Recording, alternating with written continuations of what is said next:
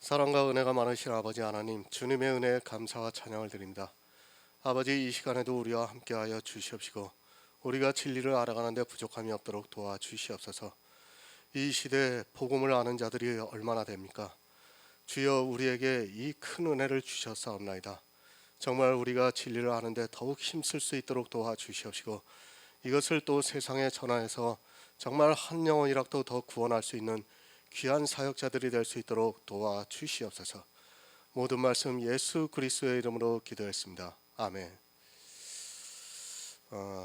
야고보서 이제 계속 1장을 하겠습니다. 로마서 7장 19절을 보겠습니다. 신약성경 248쪽입니다. 로마서 7장 19절입니다. 신약성경 248쪽 제가 읽어드리겠습니다.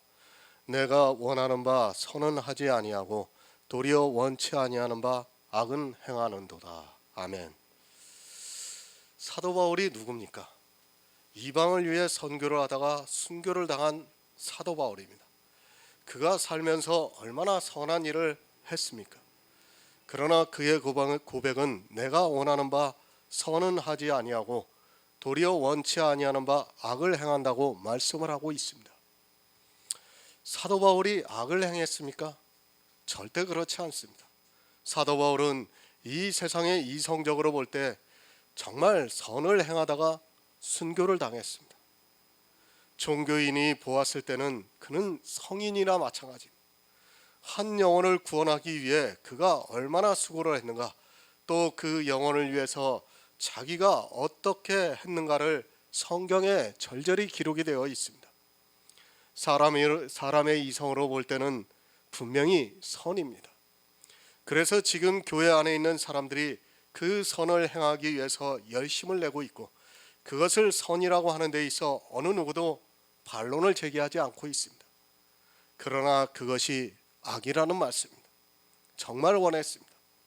선을 행하기 위해서 사도 바울은 자기 생명까지도 아까워하지 않을 정도로 선을 행했는데, 그러나 그렇게 행하고 자기를 돌아보니까 도리어 원치 아니하는 바 악을 행했다고 말씀을 하고 있습니다.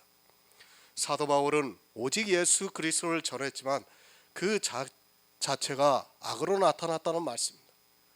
정말 이것을 깨닫지 못하면 그는 절대로 구원을 받을 수 없다는 것을 명심하고 있어야 합니다.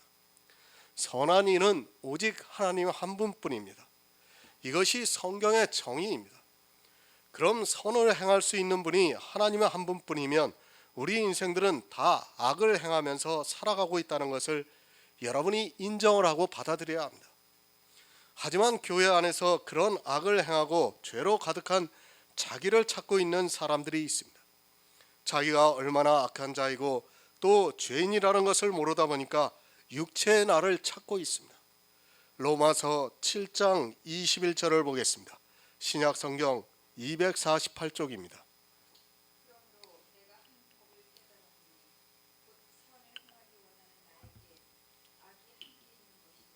아멘. 선을 행했는데 그것이 악으로 나타났다는 말씀입니다. 사도 바울 역시 복음을 위해 일하면서 넘치는 악을 행하고 말았다는 말씀입니다. 자기는 선을 행했지만 자기로 인하여 예수가 가려지는 것을 보면서 원치 아니하는 바 악을 행했다고 고백을 하고 있습니다. 로마서에서 사도 바울은 자기를 철저하게 죄인이라고 고백을 하고 있습니다. 그런데 복음을 깨닫고 나서 주님을 만나고 나서 선을 행하고 싶어 했는데 돌아보니까 도리어 원치 아니하는 바 악을 행했습니다. 그것도 넘치는 악을 행했습니다. 우리가 바로 깨달아야 하는 것이 바로 이 말씀입니다. 사람이 율법주의나 성화주의에 빠지면 이 말씀을 도무지 깨달을 수 없고 받아들이지도 못하게 되어 있습니다. 자기 이성으로 생각하다 보니까 분명히 하나님을 위해서 일을 한 그것을 볼 때 절대로 악이 아니기 때문입니다. 성경은 역설입니다. 이 세상의 이성적 사고가 아닙니다. 분명히 이 세상의 종교적으로 볼 때는 너무도 선한 것으로 알고 있는 그것이 바로 악이라는 것을 모르면 그 악을 넘치게 행하게 되어 있습니다. 그러나 거의 모든 사람이 이것을 모르고 있습니다.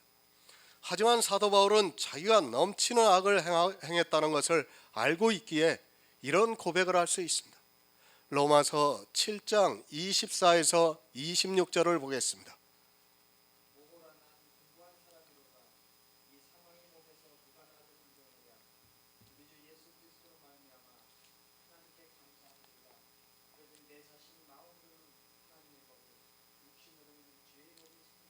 아멘. 죄인의 모습을 보았습니다. 그리고 난 후에 예수 그리스도를 만나고 나서 복음을 전하기 위해서 수고를 했습니다. 그런데 그 복음을 전하는 일이 악이 되어 나타났습니다. 선을 너무도 행하고 싶었는데 원치 아니하는 바 악이 되어 나타났습니다. 그것을 보고 사도 바울이 탄식을 하고 있습니다. 오라 나는 곤고한 사람이로다. 이 사망의 몸에서 누가 나를 건져내랴. 이 탄식이 내 탄식이 되어야 합니다. 복음의 비밀을 깨닫지 못하는 사람은 이런 탄식이 나올 수 없습니다. 어쩔 수 없이 죄인이라서 주님을 만나서 은혜를 받고 복음을 힘써 전했는데 또 거기서 악이 넘치게 나타나니까 그래도 안 되고 저래도 안 된다는 것을 알게 된 것입니다. 그래서 오라 나는 곤고한 사람이로다. 이 사망의 몸에서 누가 나를 건져내랴 말씀을 하고 있습니다. 누가 건져냅니까? 바로 오직 예수 그리스도입니다. 이래도 죽고 저래도 죽는데 예수 그리스도로 말미암아 오직 예수 안에서 구원을 받을 수 있는 자기를 보면서 하나님께 감사를 하고 있습니다. 예수가 아니고는 안 된다는 것을 알고 안 된다는 것을 알아야 하고 그것을 아는 성도만이 마음에서 감사가 넘치게 되어 있습니다. 이것이 진리입니다. 모든 더러운 것과 넘치는 악을 버리지 못하면 어느 누구도 구원을 받을 수 없습니다. 이 넘치는 악은 어쩔 수 없이 행하는 악입니다. 율법을 지키는 악은 무조건 사망에 이릅니다. 그것과는 분별이 되어야 하고 이 시대에 너무 성화주의와 율법주의에 빠져 있는데 그것이 얼마나 위험한가를 모르고 있습니다. 넘치는 악을 행하지 말아야 합니다. 율법을 지키는 그리고 성화가 되려고 하는 악을 행해서는 안 됩니다. 그것은 사단의 미혹에 의해서 행하고 있는 악입니다. 그러나 우리는 복음을 위해서 수고하는 악을 행해야 합니다. 이것이 성도의 마땅한 도리입니다.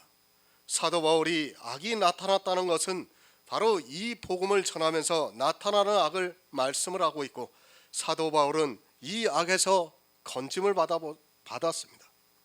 마태복음 6장 13절을 보겠습니다. 신약성경 8쪽입니다. 마태복음 6장 13절입니다.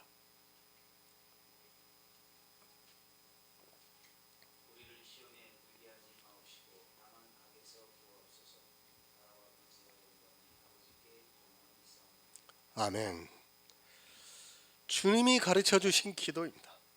다만 악에서 구하옵소서. 사실 우리 스스로가 이 악에서 빠져나올 수 없다는 것을 여러분이 분명히 깨닫고 있어야 합니다. 성도라 해도 역시 우리는 이 악에서 빠져나올 수 없습니다. 그렇기 때문에 오직 주님께서 그 능력으로 우리를 악에서 구해 주셔야 합니다. 다 악에 빠져 있습니다. 이것은 교회 안에 있는 모든 사람입니다. 그가 성도냐 아니면 가라지냐 하는 것을 떠나 모두가 다 이 악에 빠져 있습니다.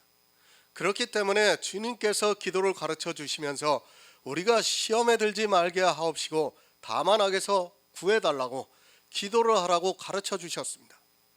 교회 안에 있는 모든 사람은 다 이 악을 행하고 있습니다. 다만 다릅니다. 성도가 행하는 악과 가라지가 행하는 악은 다릅니다. 다를지라도 역시 그것으로 구원을 받을 수 없습니다. 성도는 복음을 위해서 이 악을 행하고 있고 가라지는 교회 안에서 율법을 지키고 또 은사를 나타내기도 하고 또 성화가 되기 위해서 악을 행하고 있습니다. 가라지들은 그 일에 더욱 열심을 내면서 악에 점점 더 깊이 빠져들어가고 있습니다. 성도는 어떻습니까? 주님께서 구해주신다는 것을 믿고 있습니다. 비록 자기가 복음을 위해 일을 해서 그 일로 인하여 악이 넘치게 나타나고 있지만 주님께서 다만 악에서 구해주실 것을 믿고 있습니다. 자기가 행한 것이 악이라는 것을 알고 주님께 간구를 하고 있습니다.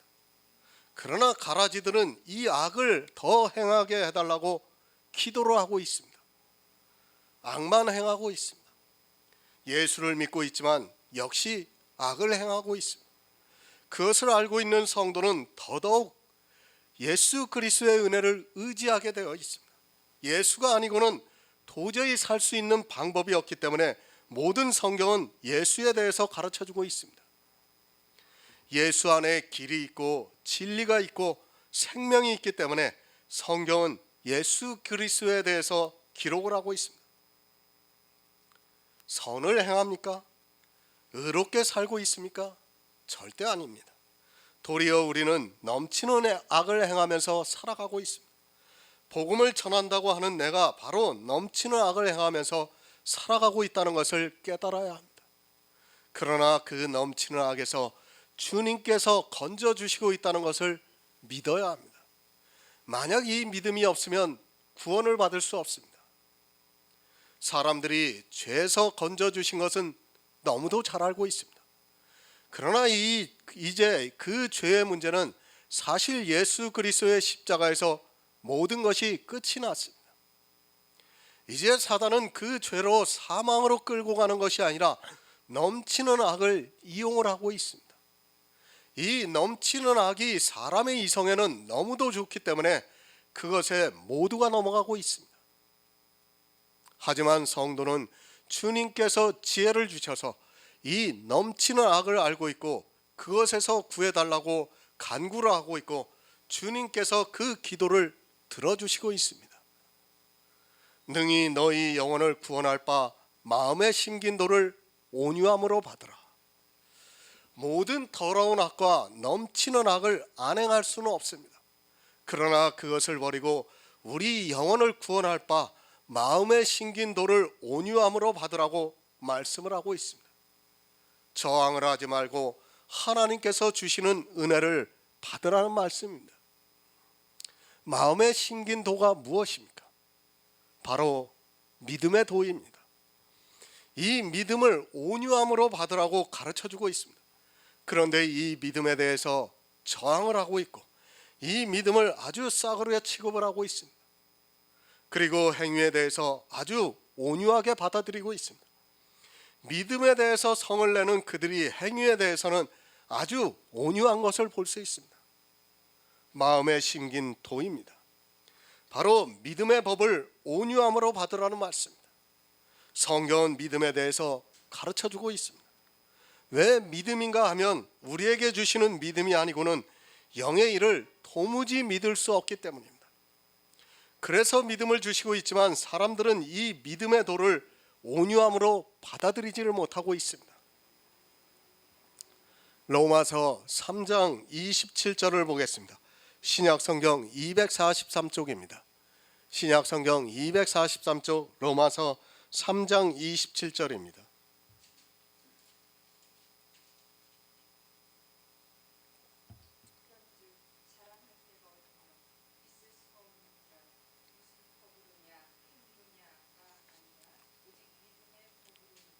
아멘.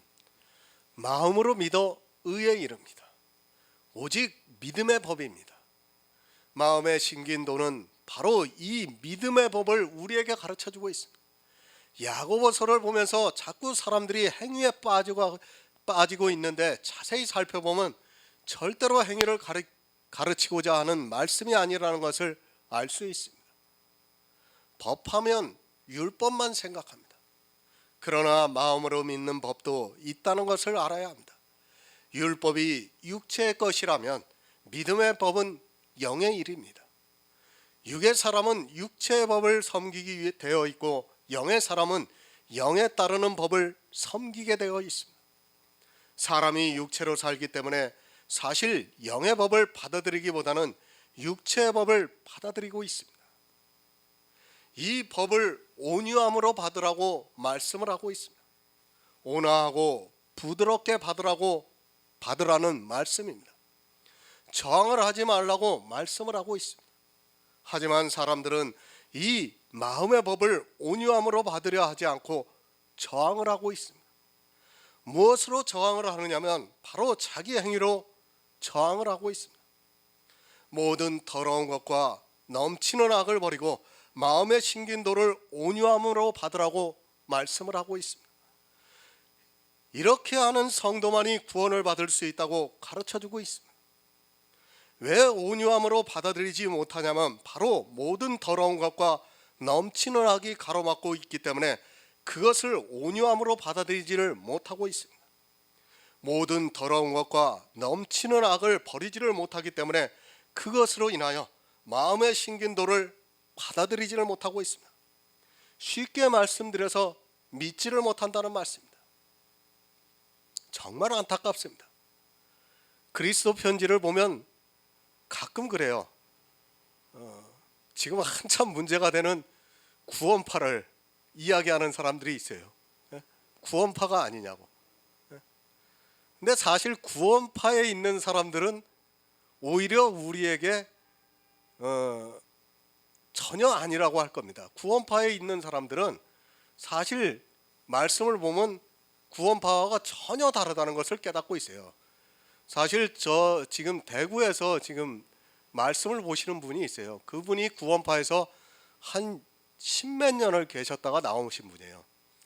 그분이 처음에 말씀을 딱 보고 구원파인 줄 알았대요, 자기도.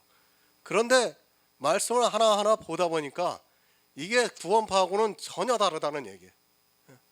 그러니까 구원파에 있던 사람들은 구원파가 아니라는 것을 분명히 알고 있는데 일반 교회에 있는 사람들은 마치 믿음을 강조하면 구원파인 것으로 오해를 하고 있습니다.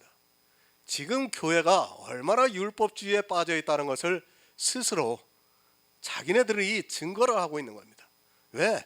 그것이 바로 넘치는 악과 모든 더러운 것을 행하고 있기 때문에 그것을 행하지 말라고 그리스도 편지에서 전하고 있으니까 마치 구원파인 것처럼 말을 하고 있는 것입니다.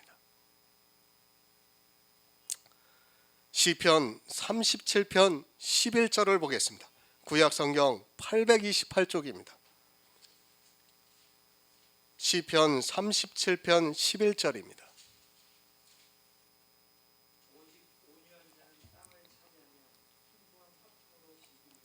아멘. 마태복음에서 예수님께서 온유한 자는 땅을 기업으로 받을 것이라고 말씀을 하고 있습니다. 율법에 대해서 온유한 자가 아니라 마음에 심긴 믿음의 도에 대해서 온유한 자가 되어야 합니다.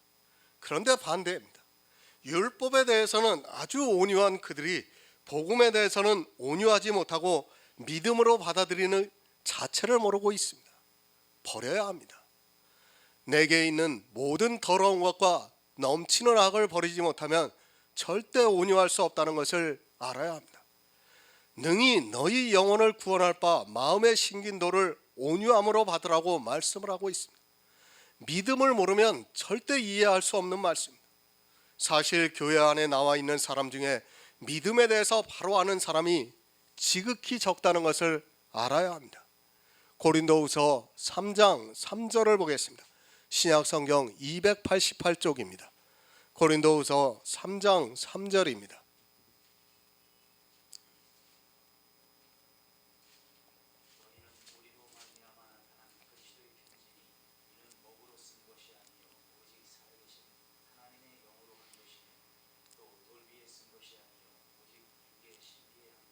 아멘.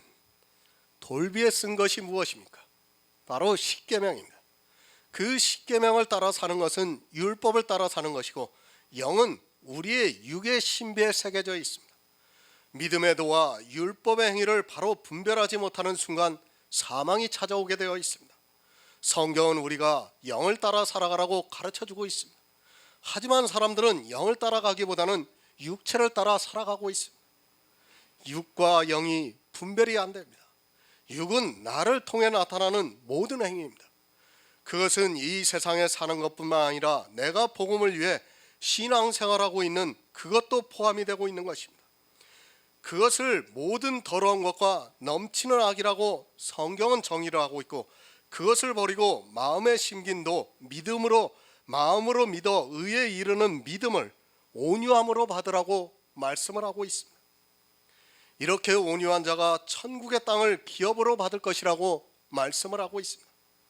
나를 이기려 하지 마시기 바랍니다.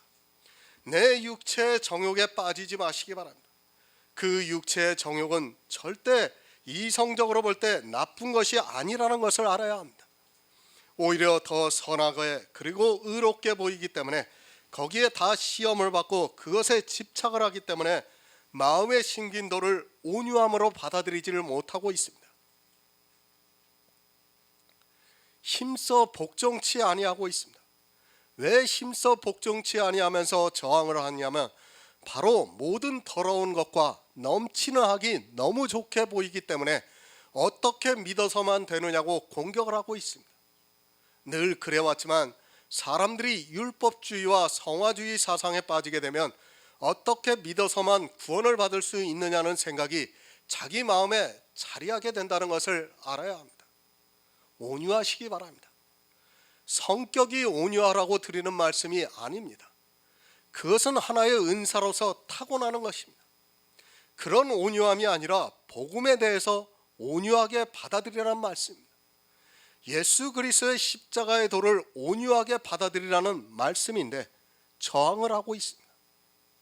그 이유는 모든 더러운 것과 넘치는 악이 가로막고 있기 때문입니다. 사람들의 눈에 그것이 너무 좋게 보이기 때문에 마음에 심긴 믿음의 도를 온유함으로 받아들이기보다는 자기 눈에 좋게 보이는 그것을 따라가게 되어 있습니다. 돌비에 쓴 것이 아닙니다. 성도는 그것을 따라 행하는 것이 아니라 오직 우리의 신비에 새겨져 있는 성령의 감동을 따라 믿는 믿음의 도를 가지고 있다는 말씀입니다. 내 영혼이 구원을 받기 위해서는 반드시 마음에 심긴 도를 온유함으로 받아야 합니다. 그렇게 온유한 자가 땅을 기업으로 받는다고 예수님께서 산상수훈에서 말씀해 주셨습니다. 믿음을 모릅니다. 정말 이 믿음에 대해서 말씀을 드릴 때마다 안타깝기만 합니다.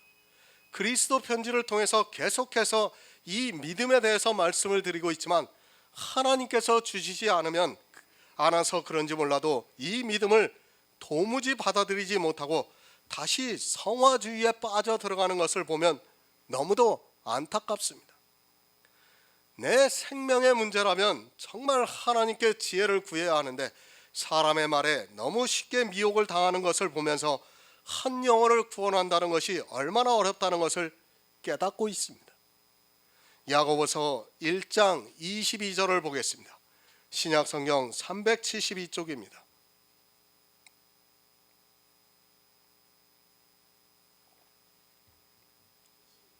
2절입니다.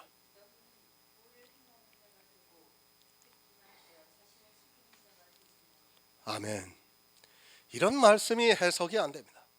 그러다 보니까 야고보서를 보고 마치 행위를 주장하는 것으로 오해를 하고 있습니다. 말씀이 해석이 안다면 그것은 재앙입니다. 진리의 성령이 내 안에 임재하지 않으면 말씀을 이해할 수 없고 그렇게 되면 특별한 형벌을 받는 재앙을 당하게 되어 있습니다. 도를 행하는 자가 되고 사람들은 행하라고 하면 무조건 자기 몸으로 행하는 것만을 생각하고 있습니다. 지금까지 야고보서는 무엇을 말씀하고 있는가 하면 율법을 행하라고 하는 것이 아니라 예수 그리스도를 믿으라고 말씀을 하고 있습니다. 이 도는 율법을 행하는 것이 아니라 바로 예수 그리스도를 믿는 믿음의 도라는 것을 알아야 합니다. 야고보서 1장 1절부터 믿음의 시련이 무엇이고 시험이 무엇이고 또 성내지 않고 더러운 것과 악을 행하는 것이 무엇인가를 말씀하고 있습니다. 그리고 마음의 심긴 도에 대해서 가르쳐주고 있습니다. 이 마음의 심긴 도는 성령의 감동으로 말미암아 내 안에 든든히 자리하고 있는 믿음이라고 말씀을 하고 있습니다. 이 도가 무엇입니까? 능히 너희 영혼을 구원할 바 마음의 심긴 도라고 말씀을 하고 있습니다. 내 영혼을 구원하는 마음의 심긴 도는 바로 믿음입니다. 로마서에서 말씀하고 있는 오직 나의 의인은 믿음으로 살리라는 그 말씀입니다. 바로 마음으로 믿어서 의에 이르라고 가르쳐주고 있습니다. 하지만 사람들은 성경을 보면서도 이 도를 모르고 있습니다. 도를 행하는 자가 무엇입니까? 바로 마음에 심긴 도 믿음을 가지라는 말씀입니다.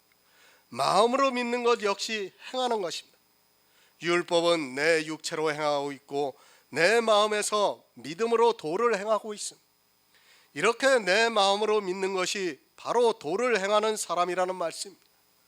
예수에 대해서 아무리 잘 가르쳐주면 뭐합니까? 믿지를 않으면 도를 행하는 자가 아닙니다. 예수를 알면 뭐합니까? 그 예수를 믿지를 않으면 도를 행하는 자가 아니고 도를 행하지 않으면 구원을 받을 수 없습니다. 예수 그리스도의 십자가를 아무리 잘 가르쳐줘도 믿지를 않으면 안 됩니다. 사람들이 성경을 보고 성경에서 예수 그리스도를 믿으라는 그 말씀을 보고 그것을 문자적으로 아는 것으로 마치 자기가 믿음이 있는 것으로 오해를 하고 있습니다. 사도행전 16장 31절을 보겠습니다. 신약성경 216쪽입니다. 신약성경 216쪽 사도행전 16장 31절입니다.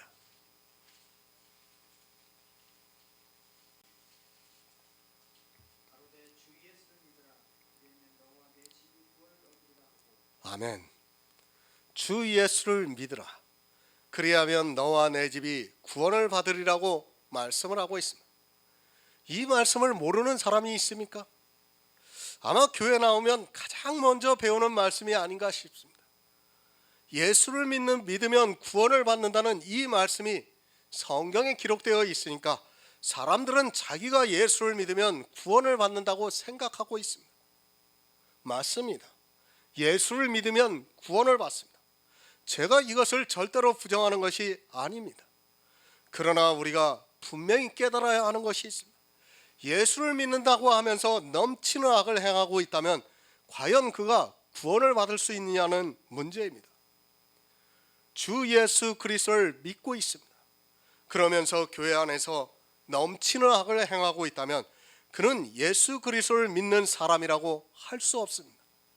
하지만 이 시대의 교회를 보면 넘치는 악을 행하고 있으면서도 자기들이 예수를 잘 믿고 있다고 생각을 하고 있습니다.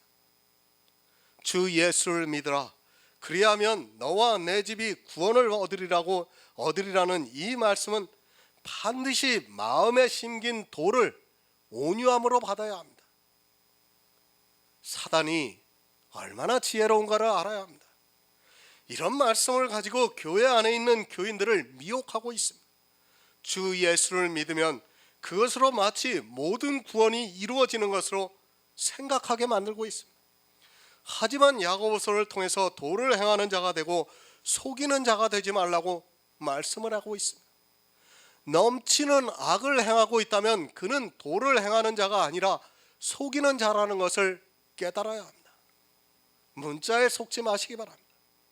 정말 성경의 문자에 사로잡혀 있는 사람은 절대로 구원을 받을 수 없다는 것을 알아야 합니다. 구원은 분명히 예수 그리스도를 믿음으로 받습니다.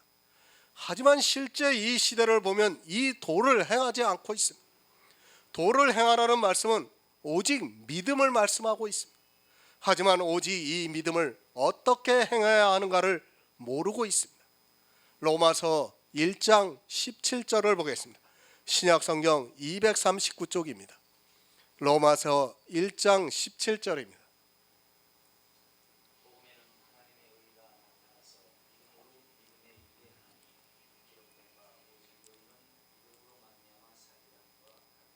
아멘. 루터가 종교개혁을 할 때 이 말씀을 의지했습니다.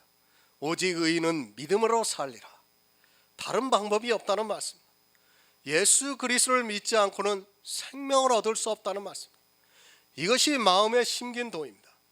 모든 더러운 것과 넘치는 악을 버리고 오직 나의 의인은 믿음으로 살리라는 이 말씀을 들었습니다.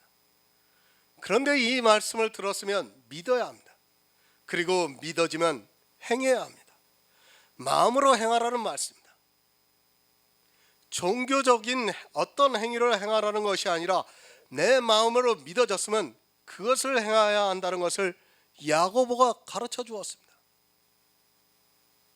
루터가 이 말씀을 보고 종교개혁을 했습니다. 그런데 어땠습니까? 루터도 결국 성화주의, 율법주의에 빠지고 말았습니다. 왜 그렇습니까?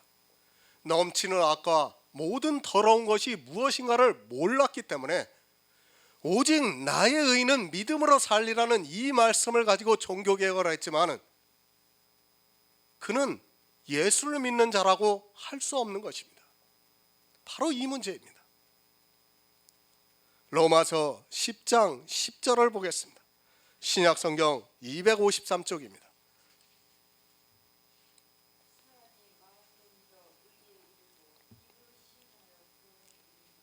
아멘. 오직 의인은 믿음으로 살리라는 말씀을 들었으면 그것을 마음으로 믿어 의에 이르러야 합니다. 바로 이것이 듣고 행하는 자입니다. 아무리 오직 믿음으로 살리라는 말씀을 강조를 해도 그가 마음으로 믿어 의에 이르지 않는다면 그는 도를 행하는 자가 아니고 듣기만 하고 스스로 속이는 자가 되고 만다는 말씀입니다. 오직 의인은 믿음으로 살리라는 이 말씀을 들었으면 그 말씀대로 행해야 합니다. 마음으로 믿어 구원에 이르러야 합니다. 그런데 듣기만 하고 믿지를 않으면서 신앙생활을 하고 있다면 그는 자기를 속이는 자가 되고 맙니다. 듣기는 들었는데 오직이 아니라 믿음도 있어야 하고 또 행위도 잘해야 한다고 하면 스스로 속이는 자가 되고 만다는 말씀입니다. 다시 말씀드려서 앞에 말씀을 드린 모든 더러운 것과 넘치는 악을 교회 안에 행하면서 믿음에 대해서 스스로 속이는 자가 된다는 말씀입니다. 다 여기에 넘어갔습니다. 지금까지의 그러니까 종교 325년 니케아 공회가 있고 난 후에 모든 교회가 다 여기에 넘어갔습니다. 그러니까 예수를 믿는다고는 하지만은 성경에 기록되어 있는 말씀대로 예수를 믿고 있지만 뭐를 했습니까? 넘치는 악과 모든 더러운 것을 행하고 말았습니다. 예수를 믿어 마음으로 믿어 의에 이르러야 하는데 그렇지를 못하고 모든 더러운 것과 넘치는 악을 행해서 다 사망에 이르려고 말았다는 말씀입니다. 왜 못 행합니까? 바로 모든 더러운 것과 넘치는 악이 있기 때문에 그것이 눈에 너무 좋게 보이기 때문에 어떻게 믿어서만 오직 믿음으로 살 수 있어 하고 자기 마음에서 행하지 못하고 있습니다. 마음에 심긴 믿음의 도를 행하지 못하고 듣기만 하고 스스로 속이는 자가 되어 사망에 이르고 있습니다. 빌립보서 3장 9절을 보겠습니다. 신약성경 321쪽입니다. 신약성경 321쪽 빌립보서 3장 9절입니다.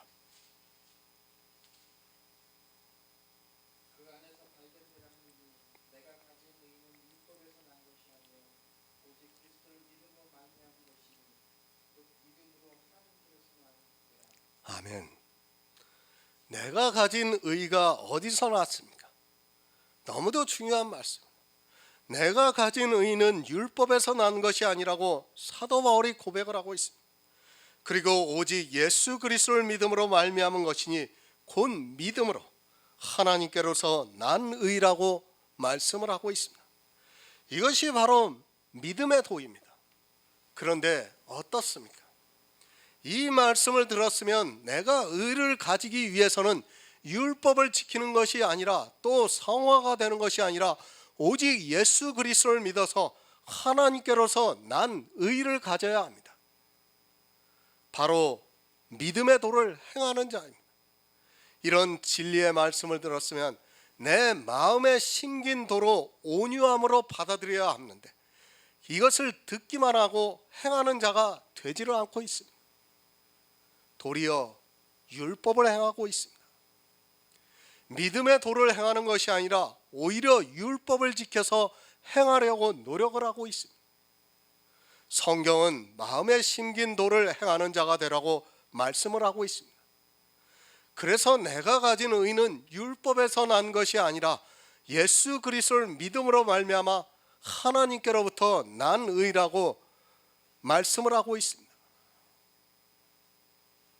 바로 이 말씀을 믿으면 도를 행하는 자가 되는데 도를 행하지를 않고 있습니다. 도리어 다시 율법으로 돌아가 율법을 행하려고 하고 있습니다. 마음에 심긴 믿음의 도를 들었으면 행해야 합니다. 그것을 행하는 것은 율법을 지키는 것이 아니라 예수 그리스도를 믿음으로 말미암아 하나님께로서 난 의를 믿음으로 받아들이는 것이 바로 도를 행하는 것입니다. 예수 그리스도를 믿음으로 내가 천국에 들어갈 의를 가졌다는 것이 믿어져야 합니다. 그러나 이 도를 듣기만 하지 행하지를 않고 스스로 속고 있습니다. 어떻게 믿음으로만 구원을 받을 수 있느냐고 하면서 도리어 율법을 지키면서 스스로 속고 있습니다. 그리고 성도로서 이렇게 살아가야 한다고 하면서 육체의 성화를 이루려고 노력을 하고 있습니다. 제가 의롭고 선하게 사는 것이 나쁘다는 것이 절대 아닙니다. 하지만 성도는 이 도를 들었으면 그것을 행하는 자가 되려고 힘쓰고 있습니다. 그것이 영원 구원이기 때문입니다. 오직 믿음입니다. 이것이 마음에 심긴 도입니다. 그런데 이 믿음에 대해서 듣기만 하고 행하지를 않고 있습니다. 마음으로 믿어 의에 이르려고 하지를 않고 있고 오히려 진노를 받게 하고 있는 율법을 행하려 하고 있습니다. 도를 행하기보다는 다시 초보로 돌아가서 모든 더러운 것과 넘치는 악을 행하면서 하나님을 잘 믿고 있다고 생각하고 있습니다. 자신을 속이는 자가 되지 마시기 바랍니다. 도를 행하고 듣기만 하고 스스로 속이는 자는 절대로 구원을 받을 수 없다는 것을 알아야 합니다. 믿음의 도를 듣고도 도를 마음으로 믿어 의에 이르기보다는 스스로 속이는 자가 되고 있습니다. 성경을 바로 이해하지 못하면 자기가 속이는 자가 되고도 그것을 깨닫지 못합니다. 새 번역을 보겠습니다. 말씀을 행하는 사람이 되십시오. 그저 듣기만 하여 자신을 속이는 사람이 되지 마십시오. 이렇게 번역이 되어 있습니다. 잘 이해하시기 바랍니다. 말씀을 행하는 사람이 되어야 합니다. 그것은 오직 믿음으로 내 영혼이 구원을 받아야 한다는 말씀입니다. 내 영혼이 이 믿음으로 구원을 받지 못하고 있다면 그는 스스로 속고 있는 사람이라는 말씀입니다. 하지만 사람들이 이 믿음을 모르고 있습니다. 그리고 그저 듣기만 하고 자신을 속이고 있습니다. 왜 이 말씀을 하고 있습니까? 예수 그리스도를 믿으면 너와 내 집이 구원을 받으리라는 그 말씀을 들었습니다. 그리고 오직 나의 의는 믿음으로 살리라는 그 말씀도 들었습니다. 그러면 그것으로 영원 구원을 받아야 하는데 그저 이 세상의 이성적 지식으로 알고 있다는 말씀. 쉽게 말씀드려서 성경에 기록되어 있는 말씀으로 알고 있고 그것을 아는 것으로 자기가 믿는 것으로 오해를 하고 있습니다. 듣기만 하는 사람입니다. 그리고 자기를 스스로 속이고 있는 사람입니다. 반드시 그 전에 조건이 있습니다. 다시 말씀을 드리지만 이 도를 듣고 행하는 자는 모든 더러운 것과 넘치는 악을 내어버려야 한다는 것을 말씀을 하고 있습니다. 하지만 그것을 행하면서 자기가 성경에 기록되어 있는 말씀을 아는 것으로 구원을 받은 것으로 생각하고 있다면 스스로 속고 있는 사람이라는 말씀입니다. 히브리서 10장 38절을 보겠습니다. 신약성경 364쪽입니다. 신약성경 364쪽 히브리서 10장 38절입니다.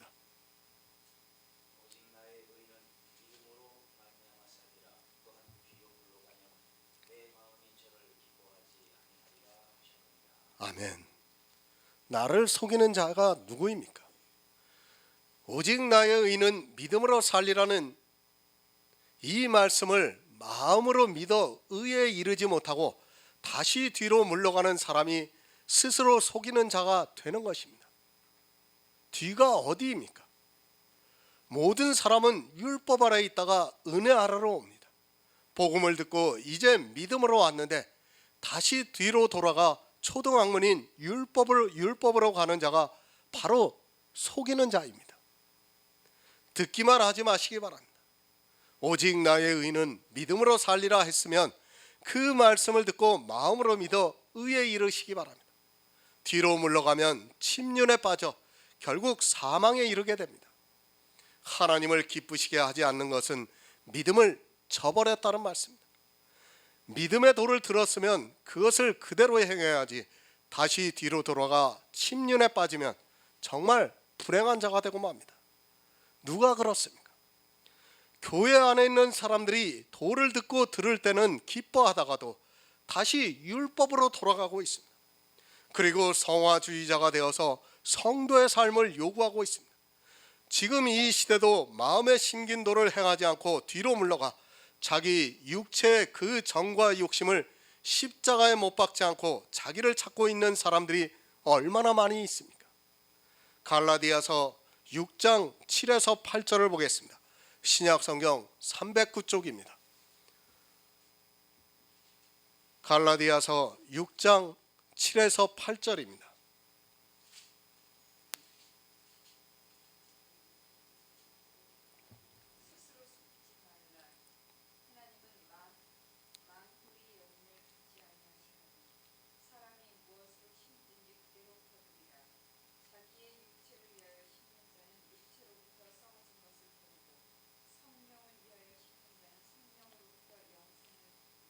아멘. 사람은 모를 수 있습니다. 그러나 하나님을 속일 수는 없습니다. 사람의 행위는 똑같이 보이지만 속이는 자가 있고 그렇지 않은 자가 있습니다. 속이는 자는 결국 자기 육체를 위하여 심고 있고 그는 결국 썩어질 것을 거두게 되고, 성령을 위해 심는 자는 성령으로부터 영생을 얻게 됩니다. 육체를 위해 심지 마시기 바랍니다. 이 육체를 위해 심는 것은 바로 앞에서 말씀드린 대로 모든 더러운 것과 넘치는 악이 육체를 위해 심는 것입니다. 믿음의 도를 행하지 않는 모든 사람은 결국 육체를 위해 심고 있습니다. 아니, 교회 안에 있는 모든 사람은 육체를 위해 심고 있지만 성도는 모든 더러운 것과 넘치는 악을 버리고 있고 가라지는 그것으로 부자가 되고 있습니다. 보이는 모습은 같을 수 있습니다. 율법을 지키는 것에 대해서는 전혀 다르지만 다른 보이는 것에 대해서는 같이 보일 수 있습니다. 이웃을 사랑하고 전도를 하고 또 예수를 전하고 하는 그런 것에서는 같이 보일 수 있지만, 성도는 그것을 버리고 있지만 가라지는 그것으로 부자가 되어 결국에는 사망에 이른다는 말씀입니다. 육체를 위해 심는 것입니다. 성도는 이 세상에서 누구보다도 의롭고 선하게 살아가야겠지만 그것이 많은 더러운 것과 넘치는 악이 되고 있다는 것을 알기에 그것을 버리고 마음에 심긴 믿음의 도를 따라 행하고 있습니다. 그 믿음의 도로 예수 그리스도를 믿어 의롭다 함을 얻고 있습니다. 이 믿음의 도를 믿지 않고 행하지 않는 자는 스스로 속고 있는 것입니다.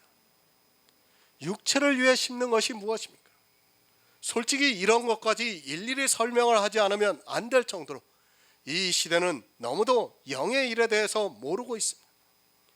예배를 드립니다. 기도를 합니다. 찬양을 부릅니다. 전도를 합니다. 헌금을 합니다. 그리고 성도로서 의롭게 살아가려고 합니다. 이 모든 것이 사실은 다 육체를 위해 심는 것임을 바로 깨달아야 합니다. 내 육체로 하는 모든 일입니다.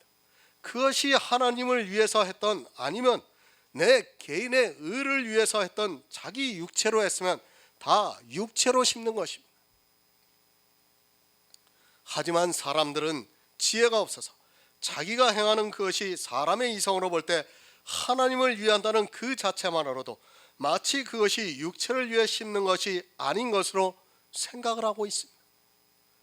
그 육체를 위해서 심고 심지어는 그 육체의 것을 가지고 천국에 가려고 하는 사람들이 많이 있습니다. 성령을 위해서 심으시기 바랍니다. 그것은 진리의 성령이 오시면 우리를 진리 가운데로 인도하시는 역사입니다. 그러니까 성경을 보면서 성령의 감동을 받아 마음에 심긴 도로 믿음으로 해서 구원을 얻는 그것이 바로 성령을 위해 심는 것입니다.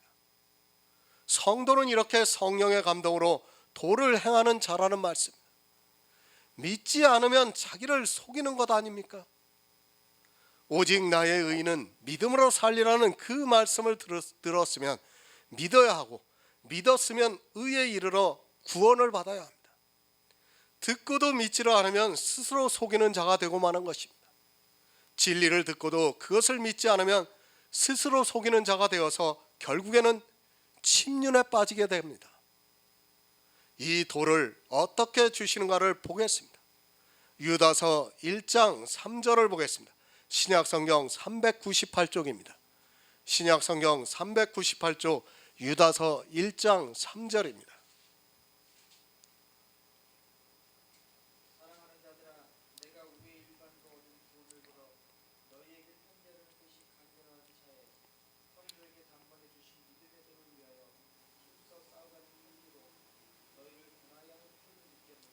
아멘. 단번에 주신 믿음의 도라고 말씀을 하고 있습니다. 우리 마음에 심긴 도는 단번에 주신 믿음의 도입니다. 그런데 이 단번에 주신 믿음의 도를 모르고 있습니다. 아직도 믿음이 좋아졌다 나빠졌다 하는 사람이 너무도 많이 있습니다. 우리 마음에 주신 믿음의 도는 단번에 주셨다는 것을 기억하시기 바랍니다.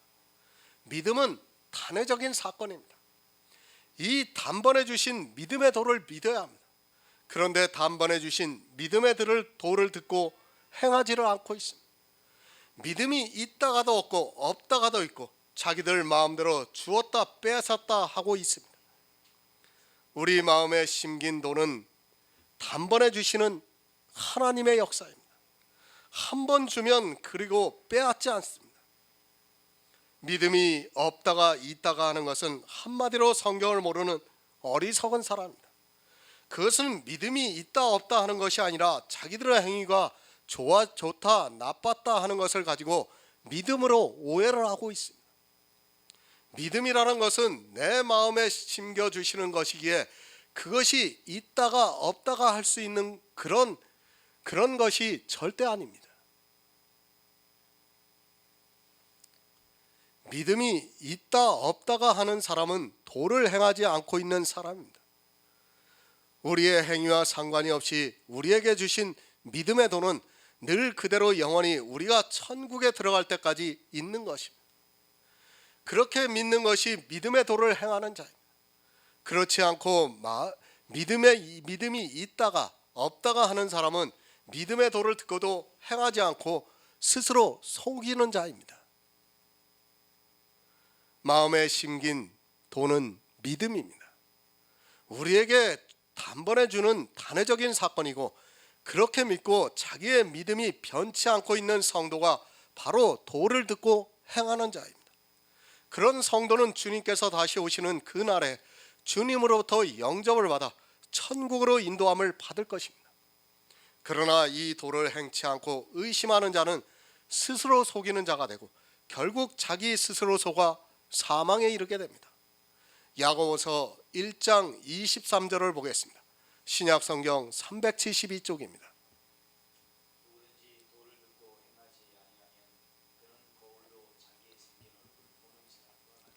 아멘. 도를 들었으면 행해야 합니다. 계속해서 말씀을 드리지만 이 행하는 것은 마음에 심긴 도를 행하는 것이지 어떤 행위를 행하는 것이 절대 아닙니다. 누구든지 도를 듣고 행하지 않으면 그는 거울로 자기의 생긴 얼굴을 보는 사람과 같다고 말씀을 하고 있습니다. 거울이 어떻습니까? 사물이 비치는 그대로 비춰주고 있습니다. 그 안에 비치고 있는 사물이 그대로 보여집니다.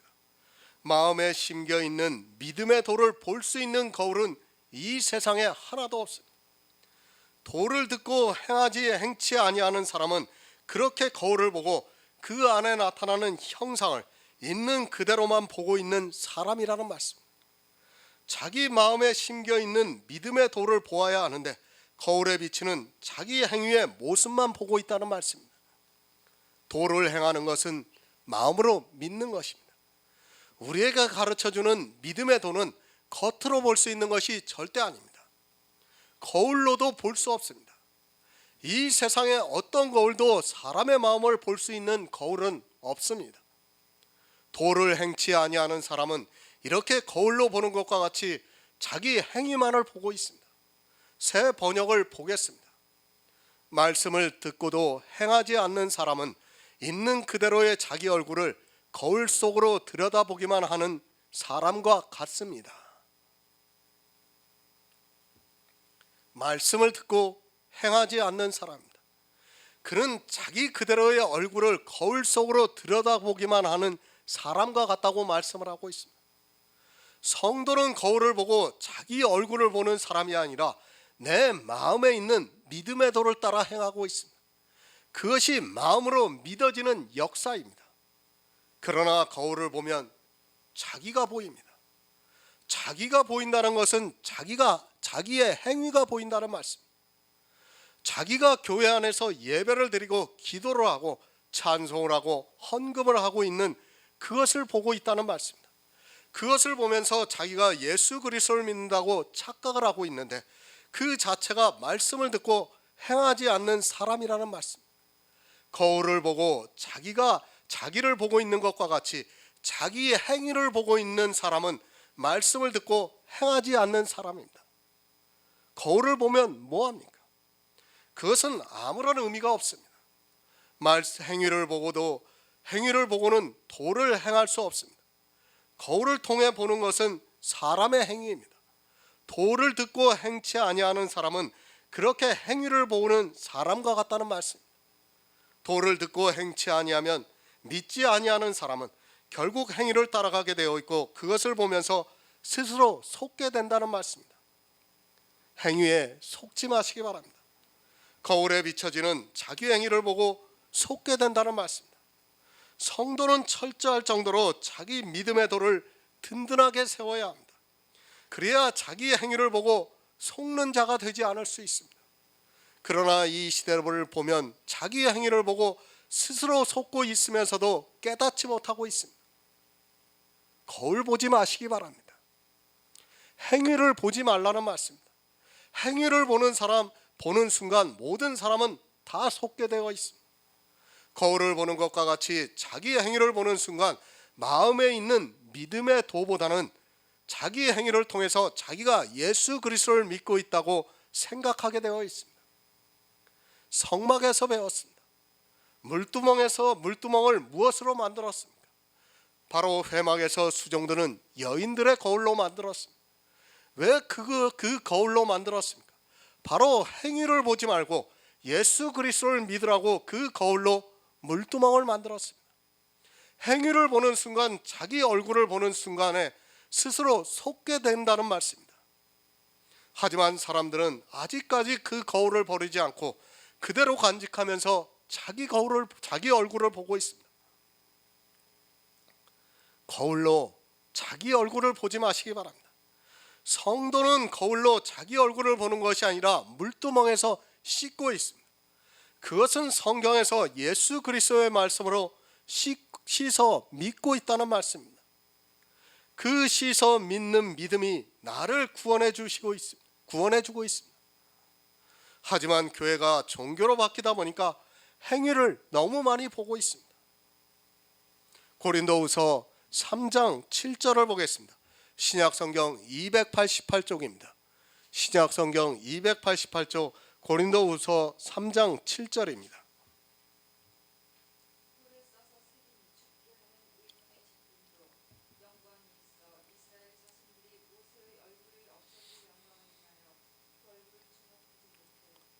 아멘.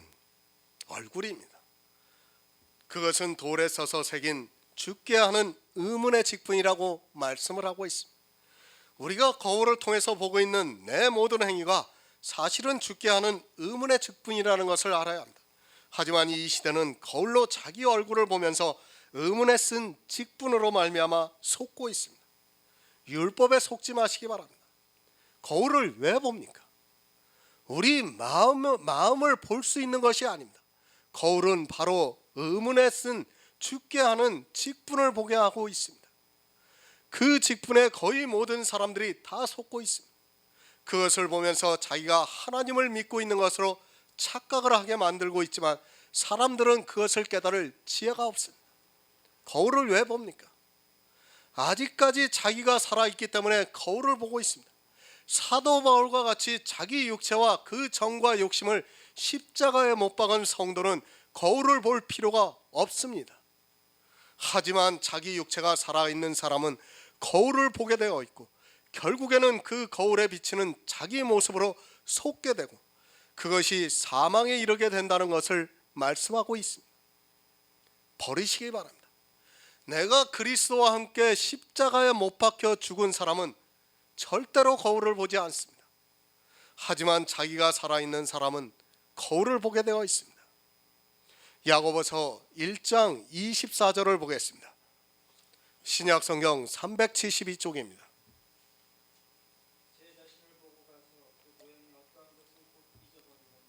아멘. 새 번역을 보겠습니다. 이런 사람은 자기의 모습을 보고 떠나가서 그것이 어떠한지를 곧 잊어버리는 사람입니다. 자기를 모릅니다. 거울에 비춰진 자기를 보니까 실제 자기 모습이 어떠한가를 모르고 있습니다. 거울을 볼 때 우리는 지저분한 얼굴로 거울을 보는 것이 아니라 깨끗하게 단장을 할 때 거울을 봅니다. 그러다 보니까 자기 자신이 어떠한가를 잊어버리게 되어 있습니다. 왜 잊어버리냐면 거울을 볼 때는 깨끗한 것만을 보게 되기 때문입니다. 분명히 죄인의 모습도 비춰질 텐데 그 거울을 보는 순간에는 자기의 가장 깨끗한 모습을 보고 있기 때문에 잊어버리게 되어 있습니다. 내 거울 속에는 죄인의 모습도 비춰지고 있습니다. 깨끗한 것만 보여지는 것이 아니라 죄인의 모습도 비춰지고 있다는 것을 알아야 합니다. 도를 듣고 행하는 사람은 거울에 비춰진 자기 모양을 보려고 하지 않습니다. 그것은 아무런 의미가 없기 때문입니다. 거기에 비춰진 또 다른 죄인의 모습도 보이는데 도를 행치 아니하는 사람은 믿지 아니하는 사람은 자기 죄인의 모습을 잊어버리고 자기가 스스로 의롭게 될 수 있다고 더욱더 행위에 빠지게 되어 있습니다. 제 자신의 모양을 잊어버리고 믿음의 도를 쫓기보다는 행위를 따라가게 되어 있습니다. 믿으시기 바랍니다. 처음에는 믿음의 도를 듣고 너무도 기뻐합니다. 그러나 대부분의 사람들은 자기 얼굴에 비춰진 모습을 보고 잊어버리고 난 후에는 마음으로 믿어 의에 이르는 도를 행하려 하기보다는 거울을 보면서 점점 더 행위에 빠져들어가고 있습니다. 율법을 바로 아시기 바랍니다. 율법으로는 의롭다 함을 얻을 육체가 없다고 분명히 가르쳐주고 있습니다. 그러나 사람이 거울을 보면 자기가 지키고 있는 몇 가지 행위를 보면서 스스로 속게 됩니다. 사람이 거울을 보는 순간에 그렇게 된다는 것을 명심하고 있어야 합니다. 성도는 이미 거울을 물두멍을 만드는 데 내어주었습니다. 그리고 이제는 거울을 보는 것이 아니라 물로 씻어 말씀으로 깨끗하게 하고 있습니다. 베드로후서 2장 21절을 보겠습니다. 신약성경 386쪽입니다.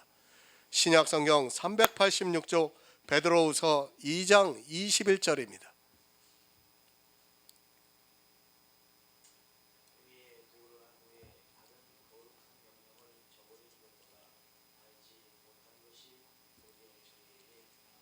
아멘. 참 무서운 말씀입니다. 믿음의 도를 안 후에 받은 거룩한 명령을 저버리는 것보다는 알지 못하는 것이 저희에게 나으리라고 말씀을 하고 있습니다. 교회 안에 있는 사람들이 가슴 깊이 새겨들어야 하는 말씀, 차라리 처음부터 신앙생활을 하지 않는 것이 낫다고 말씀을 하고 있습니다. 믿음에 대해서 배웠습니다. 단번에 주신 믿음의 도에 대해서 배웠습니다. 그런데 그것을 행치 아니해서 구원을 받지 못하면 차라리 교회에 안 나오는 것이 낫다는 말씀입니다. 거룩한 명령이 무엇입니까? 하나님의 명령은 영원 구원입니다.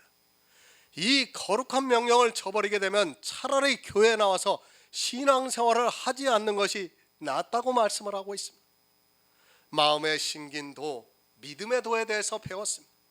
그런데 불행하게도 이 말씀을 성경을 통해서 들었는데도 오직 나의 의는 믿음으로 말미암아 살리라는 말씀을 들었는데도 다시 뒤로 물러가 초등학문에 빠져 믿지를 못한다면 차라리 교회에 안 나오는 것이 낫다고 말씀을 하고 있습니다.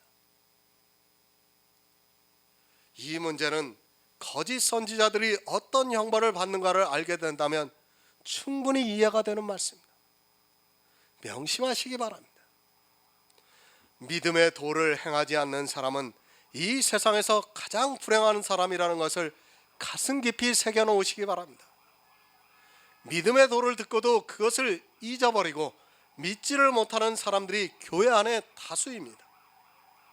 그들은 이 세상 사람들보다 더욱 불행한 사람이라는 것을 알아야 합니다. 오직 믿음입니다. 이것을 방해하고 침해하는 것이 있다면 정말 다 버리시기 바랍니다. 이 도를 행하지 않고 뒤로 물러가면 반드시 망하게 됩니다. 또한 이 도를 잊어버리게 되면 자꾸 자기 얼굴을 거울로 보게 되어 있습니다. 그리고 거울을 보면서도 자꾸 자기 모양이 어떠한가를 잊어버리고 율법의 행위로 다시 빠져들어가게 되어 있습니다. 교회는 축복과 저주가 함께 있습니다. 복음을 듣고 이 도를 따라 행해서 영원히 구원을 받아 천국에 간다면 그것은 너무도 큰 축복입니다. 그러나 도를 듣고도 천국에 가지 못하면 버림을 받는다면 그것은 너무도 정말 가장 큰 불행한 일입니다. 그래서 베드로 사도가 차라리 처음부터 알지 못하는 것이 저희에게 더 낫다고 말씀을 하고 있습니다. 분명히 말씀을 드립니다. 사단이 얼마나 지혜로운가를 알아야 합니다.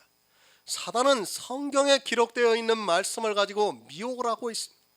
성경의 문자를 알고 있는 것으로 마치 자기가 믿음이 있는 것으로 착각하게 만들고 있고, 그런 사람들의 이성을 자극해서 모든 더러운 것과 넘치는 악을 행하게 함으로 해서 사망에 이르게 만들고 있다는 것을 깨달아야 합니다. 야고보서 1장 25절을 보겠습니다. 신약성경 372쪽입니다.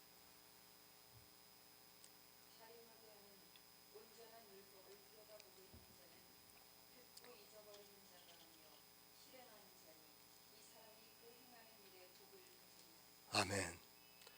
자유하게 하는 온전한 율법이 무엇입니까? 아직도 교회 안에 있는 다수는 율법을 지키고 있습니다. 그리고 그 율법을 지키면서 자유하다고 생각하고 있습니다. 이 세상에서 누가 율법에 대해서 자유할 수 있겠습니까? 율법에 대해서 자유하려면 율법을 다 지켜야 자유할 수 있습니다. 이 세상에는 그렇게 자유할 수 있게 율법을 지킨 자가 한 사람도 없습니다. 이 시대의 율법에 대해서 오해를 하고 있습니다. 법이라는 것을 바로 알아야 합니다. 법은 반드시 법대로 지켜야 합니다. 만약 법대로 지키지 않는다면 그 자체가 이미 법을 어기고 있다는 것을 깨달아야 합니다. 하지만 사람들은 법을 지키지도 않으면서 법을 지킨다고 이야기를 하고 있습니다. 만약에 법을 법대로 지키지 않고 있으면서 법을 지킨다고 하면 그 자체가 이미 법을 어기고 있다는 것을 깨달아야 합니다. 한 가지 예를 드립니다. 안식일 교회 같은 경우에는 안식일을 지킨다고 말합니다. 그렇다면 성경에 기록되어 있는 안식일에 대한 모든 규례를 그대로 지켜야 법대로 지키는 것입니다. 그렇지 않습니까? 안식일을 지킨다고 하면서 안식일에 불을 펴서 그것으로 음식을 해서 먹고 있다면 이미 그 자체가 안식일을 범하고 있다는 것을 알아야 합니다. 구약에 그런 사람을 어떻게 했습니까? 돌로 쳐 죽였습니다. 사실 지금 안식일 교회에서 그날 밥을 해서 다 먹지 않고 있습니까? 그 사람들이. 그러면서 자기들은 안식일을 지킨다고 말하고 있습니다. 법입니다. 이런 모든 규례까지도 완전하게 지켰을 때 법을 다 지켰다고 말할 수 있는 것입니다. 하지만 이 시대는 법을 주장하면서도 자기들이 지키고 싶은 법은 지키고 버릴 법은 버리고 있습니다. 이미 그 자체로 법을 어기고 있고, 그렇게 법을 어기는 사람은 법에 의해서 진노를 받게 된다는 것을 명심하고 있어야 합니다. 율법을 지키는 것이 자유한 것입니까? 아마 다 지킨 사람이 있다면 율법에 대해서 자유하다고 말할 수 있을 것입니다. 그러나 이 세상에는 그런 사람이 없습니다. 어느 누구도 자유하지 못합니다. 그리고 또한 율법은 우리에게 자유를 주는 것이 절대로 아니라 우리에게 무거운 짐을 지어주고 있습니다. 율법으로는 절대로 자유할 수 없습니다. 자유는 누가 주고 있느냐면 예수 그리스도께서 주시고 있습니다. 율법 자체가 자유하다는 것은 성경적으로 맞지 않습니다. 율법은 절대로 우리에게 자유를 주는 것이 아니라는 것을 알아야 하고, 율법은 오히려 무거운 짐이라는 것을 성경은 말씀하고 있습니다. 그래서 주님께서 수고하고 무거운 짐진 자들아 다 내게로 오라, 내가 너희를 쉬게 하리라고 말씀을 하고 있습니다. 요한복음 8장 32절을 보겠습니다. 신약성경 159쪽입니다. 신약성경 159쪽 요한복음 8장 32절입니다.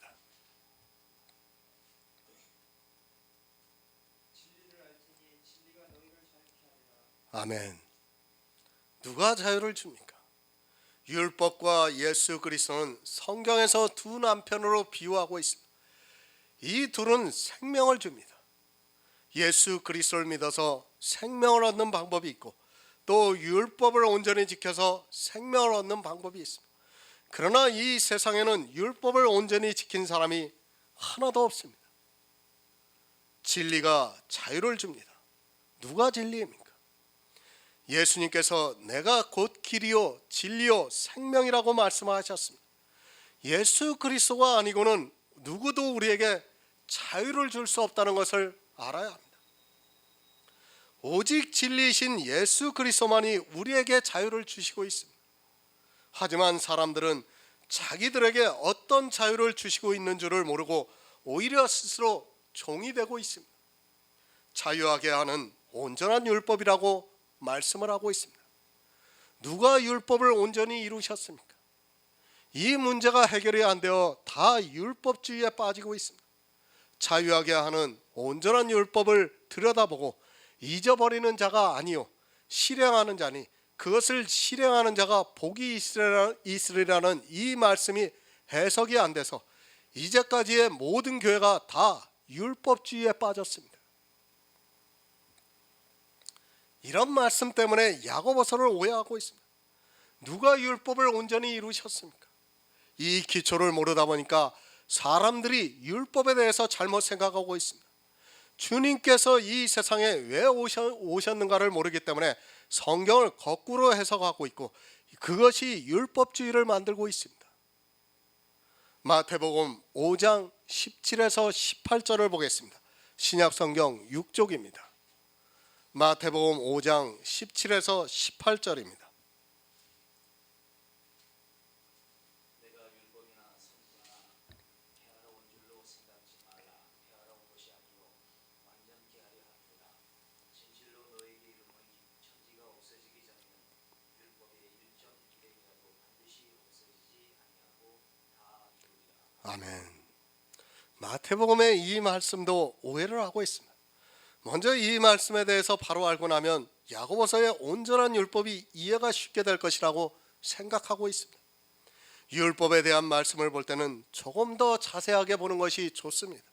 그냥 대충 보지 마시고 정말 자세하게 보아야 말씀을 바로 이해할 수 있습니다. 시작이 누구입니까? 내가입니다. 우리에게 하시는 말씀이 아니라 내가 예수님이 율법이나 선지자를 폐하러 온 줄로 생각지 말라. 폐하러 온 것이 아니요 완전케 하려 함이라고 말씀을 하고 있습니다. 이 말씀은 지금 예수님께서 십자가를 지시기 전에 사역을 시작하시면서 하신 말씀입니다. 예수님께서 율법을 폐하셨습니까? 안 폐하셨습니까? 에베소서 2장 15절을 보겠습니다. 신약성경 312쪽입니다. 신약성경 312쪽 에베소서 2장 15절입니다.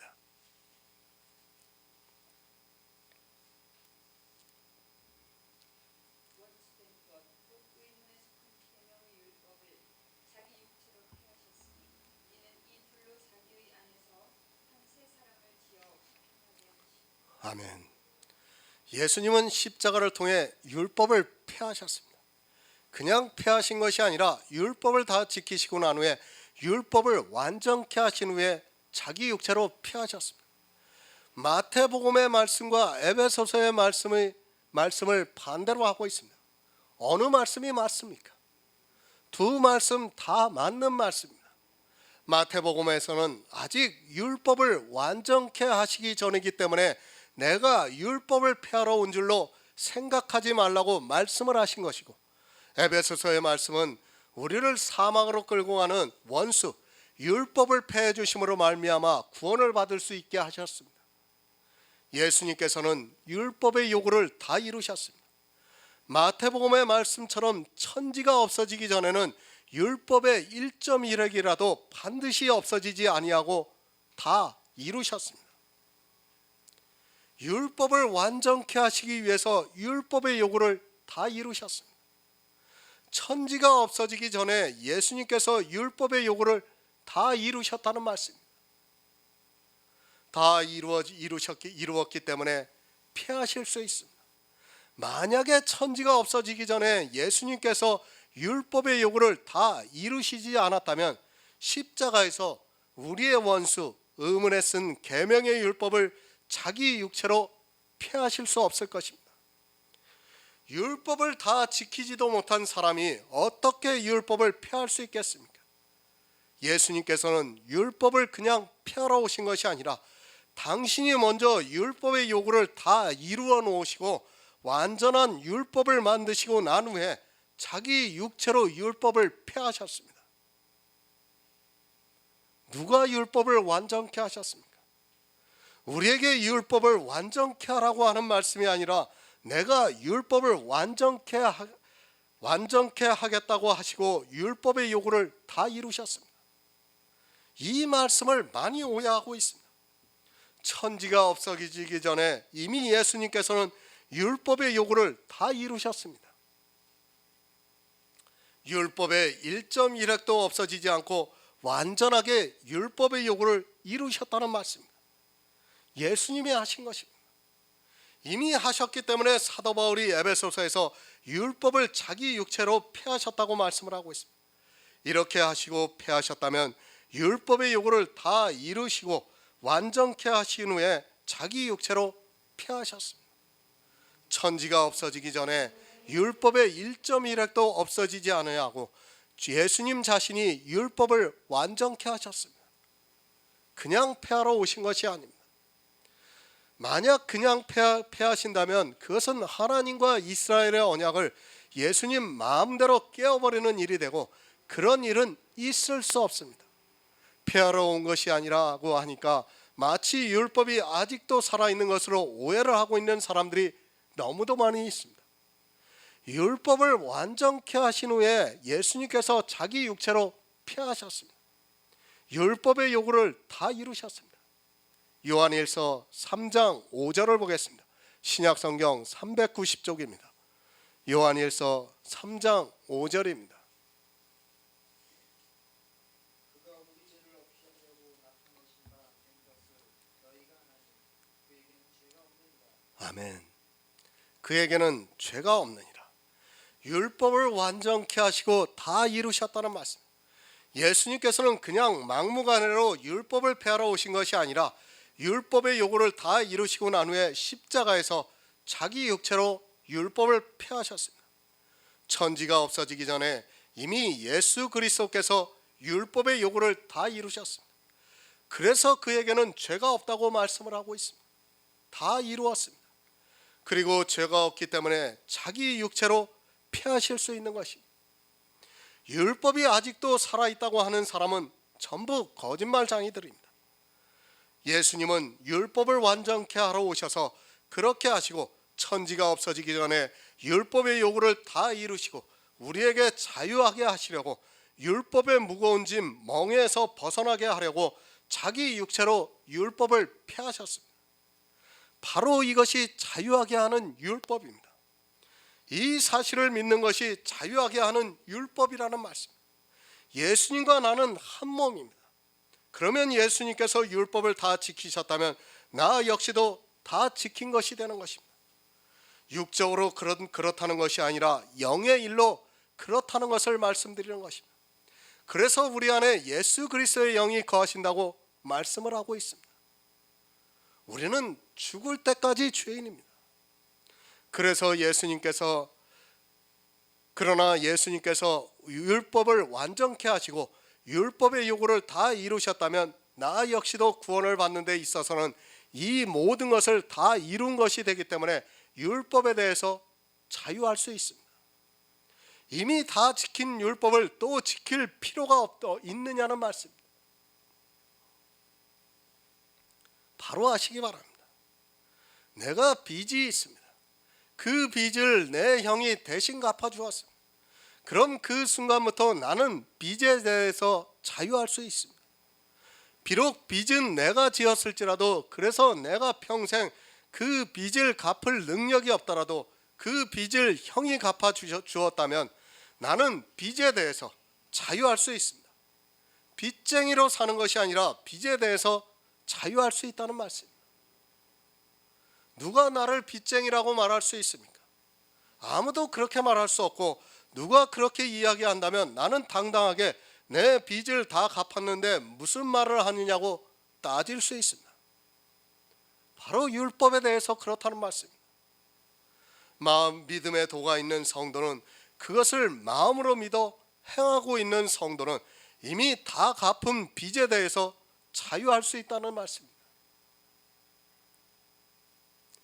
율법을 지켜야 합니까? 이 문제는 야고보서를 강의하면서 분명히 언급을 할 예정입니다.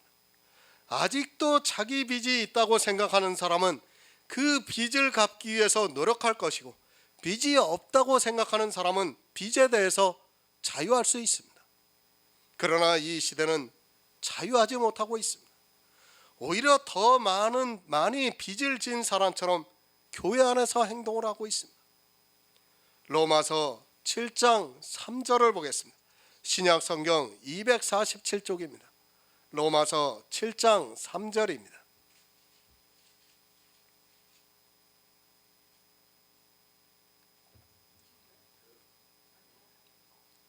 그러므로 만일 그 남편 생전에 다른 남자에게는 누구라 이르되 남편이 죽으면 그 법에서 자유케 되나니 다른 남자에게 갈지라도 의무가 되지 아니하느니라. 아멘. 사도 바울이 두 남편을 비유해서 말씀을 하고 있습니다. 왜 두 남편이냐면, 율법을 완전히 지키면 구원을 받을 수 있고, 또 예수를 믿으면 구원을 받을 수 있는 구원의 방법에 대해서 두 남편을 비유해서 우리에게 가르쳐주고 있습니다. 이 세상 모든 사람, 이스라엘도 마찬가지로 모두가 다 율법의 남편에 매여 있습니다. 모두가 다 초등학문에 매여 율법을 지켜서 천국에 가든지 극락에 가든지 열반에 오르든지 자기들이 주장하는 좋은 곳에 가려고 하고 있습니다. 모두가 다 율법을 잘 지켜서입니다. 이것이 바로 첫 남편입니다. 자기가 선하게 살고 의롭게 살아서 자기가 원하는 곳에 가려고 하는 행위가 바로 첫 남편이라는 말씀입니다. 그런데 이 남편으로는 어느 누구도 생명을 얻을 수 없다는 것이 성경의 결론입니다. 그래서 두 번째 남편이 오셨는데, 그게 바로 예수 그리스도입니다. 이 예수를 믿어서 이제 육의 일로는 안 되니까 영의 일을 믿음으로 생명을 얻는 방법을 우리에게 주셨습니다. 잘 아셔야 합니다. 너무도 중요한 문제이기도 합니다. 첫 남편은 우리를 구원하는 것이 아니라 진노에 이르게 했습니다. 그래서 두 번째 남편이 오셨는데, 그 남편이 자기를 죽임으로 해서 첫 남편에 있던 자들을 구원하기 위해서 오셨습니다.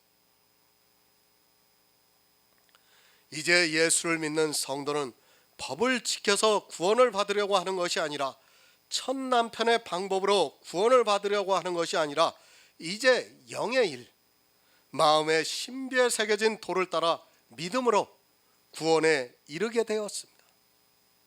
첫 남편은 우리를 진노에 빠뜨리게 했습니다. 그것은 어느 누구도 지킬 수 없는 무거운 짐입니다.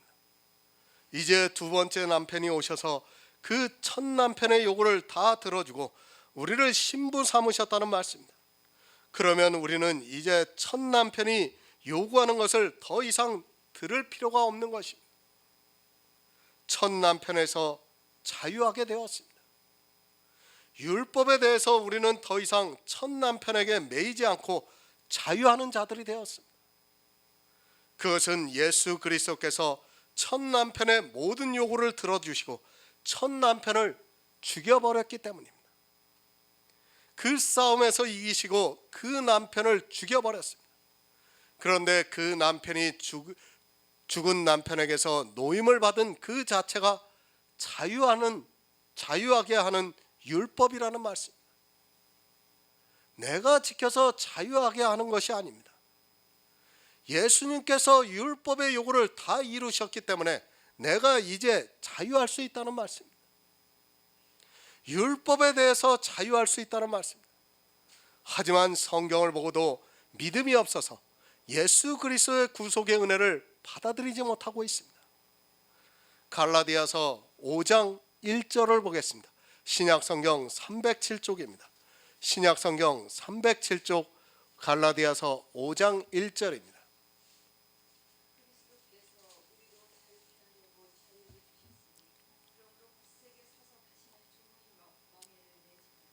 아멘. 자유를 주셨습니다. 이제는 다시 종의 명예를 매지 말라고 신신당부하고 있습니다. 이것이 바로 자유하는 율법입니다. 이 자유는 예수님께서 율법을 완전케 하시고 또 율법의 요구를 다 이루시고 난 후에 우리에게 주신 자유입니다. 이것을 믿으면 됩니다. 그런데 믿지를 않습니다. 자유하게 하는 온전한 율법을 우리가 믿으면 됩니다. 이것이 바로 우리의 신비에 새겨진 믿음의 도입니다. 이 믿음의 도에 굳세게 서라고 지금 사도 바울이 말씀하고 있습니다. 믿음이 무엇인가를 모르기 때문에 이렇게 자유하는 율법을 주셨는데도 도리어 이 말씀을 보면서 율법을 지켜서 자유하라고 말하고 있습니다. 참으로 안타깝게도 성경을 거꾸로 해석해서 율법주의에 빠뜨리고 있습니다. 이 자유하게 하는 율법을 실행하는 자가 도를 듣고 행하는 자입니다. 그러나 이 자유하게 하는 율법을 아무리 이야기해도 들으려 하지 않고 또 금세 잊어버리고 있습니다. 왜 금세 잊어버립니까? 거울로 보니까 자기 모습이 너무 좋은 겁니다. 거울에 비춰진 자기 율법의 행위, 성화, 은사가 너무 좋기 때문에 잊어버리는 거예요. 그냥 그것을 보고 있기 때문에 다른 것으로 잊어버린다는 게 아닙니다. 내가 거울로 보는 그 행위 때문에 사람들이 다 잊어버리고 있는 것입니다. 율법을 보면 안 돼요. 은사도 보면 안 되고 성화도 보면 안 됩니다. 정말 가능한 우리는 다 버릴 수 있다면 버려야 합니다.